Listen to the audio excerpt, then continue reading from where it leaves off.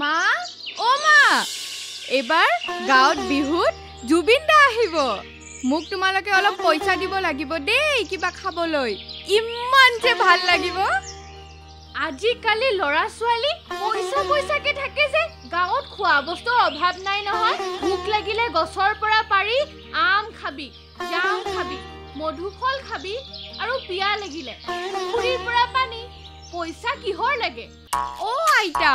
তুমি একো বুজি নোপোৱা ভোক লাগিলে চাওমিন খাম আৰু পিয়া লাগিলে বিহুত হলে কতনো পুখুৰী বিচাৰি যাম পানী এবটলে কিনি খাম পানীও কিনি খোৱা বস্তু নে বিনামূলীয়া প্ৰকৃতিৰ সম্পদ আইতা সৰু এবটল পানীৰ দাম 10 টকা আৰু বিশুদ্ধ পানী বিনামূলীয়া নহয় কি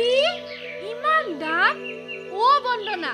অথনিৰ পৰা যে পানী পৰিয়ে আছে বন্ধ কৰ পানী শেষ হলে আমাৰ হাহাকাৰ লাগিব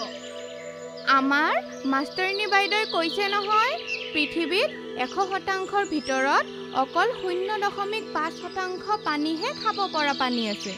আৰু আমাৰ ভূমিৰ পানী লাহে লাহে নাইকিয়া হৈ গৈ আছে সেই কাৰণে আমি পানীৰ সৎ ব্যৱহাৰ কৰাটো অতি প্ৰয়োজনীয় যেনে বৰষুণৰ পানী সংৰক্ষণ কৰি খেতি-বাতিত ব্যৱহাৰ কৰিব পাৰো ফিচাৰীত কাপোৰ কানি ধোৱাত শৌচ পেচাব কৰি পানী দিয়াত আৰু বিভিন্ন ধৰণৰ কামত ব্যৱহাৰ কৰিব পাৰো আৰু কাপোৰ ধোৱা বাচন বৰ্তন ধোৱা পাকঘৰত ব্যৱহাৰ কৰা পানীখিনি যদি আমি পেলাই দিয়াৰ হলনি সুখক গাঁতত পেলাও পানীখিনি বিশুদ্ধ হৈ আকৌ ভূমিস্থললৈ গুচি যাব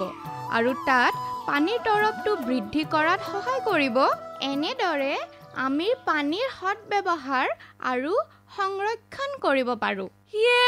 হয় হয় আজি এইটো ভাল কথা শিকা হল দে আজিৰ পৰা পানী সংৰক্ষণ কৰিম পানীৰ সৎ ব্যৱহাৰ কৰাটো অতি প্ৰয়োজনীয় হৈ গৈছে নহলে আমাৰ আহিবলগীয়া নতুন প্ৰজন্মবোৰ বৰ ডাঙৰ বিপদত পৰিব